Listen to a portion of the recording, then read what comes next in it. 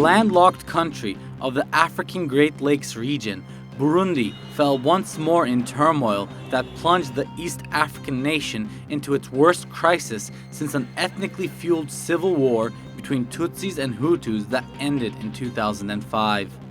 A brutal wave of protests in opposition to Burundian President Pierre Nkurunziza's re-election for a third term stormed the country only a month ago.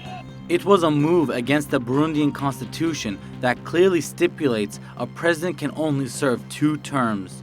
Nkurunziza's supporters say he can run again because his first term was picked by lawmakers and not by elections. Since the eruption of violence before the elections, more than 100,000 people, mostly women and children, have had to leave their homes in Burundi and head to neighboring Rwanda, Tanzania, and the Democratic Republic of Congo. Regardless of the constitution, Burundi's constitutional court approved the candidacy of Nkurunziza in spite of the violence outbreak. That decision made U.S. envoy Samantha Power express concerns that the constitutional court may have been pressured to accepting Nkurunziza's bid. During the course of the unrest, Burundian police fired guns and used tear gas systematically to disperse protesters.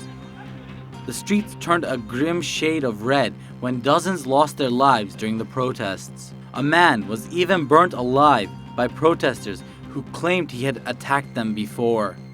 While the country faces its worst crisis since 2005, General Prime Nyongabo, the chief of Burundi's armed forces, announced that an attempted coup had failed while the president was attending a peace summit in Tanzania. Following 2 weeks of violent crackdowns on protests across the country, the failed coup was killed in its cradle when Nkurunziza returned to Bujumbura, arrested all the army generals responsible for the planned coup, and resumed his post as president of Burundi. Backed by the US and the UN, who respectively condemned the coup while urging American nationals to leave Burundi, Nkurunziza confirms that 90% of the country is safe. Meanwhile, a number of civil society organizations urged protesters to continue marching against the president. Burundi is one more African country in the continent who is notorious for presidents being ousted while being on foreign trips. The list includes Mali, Congo, Sudan, Gambia, Ghana, Nigeria, and Uganda.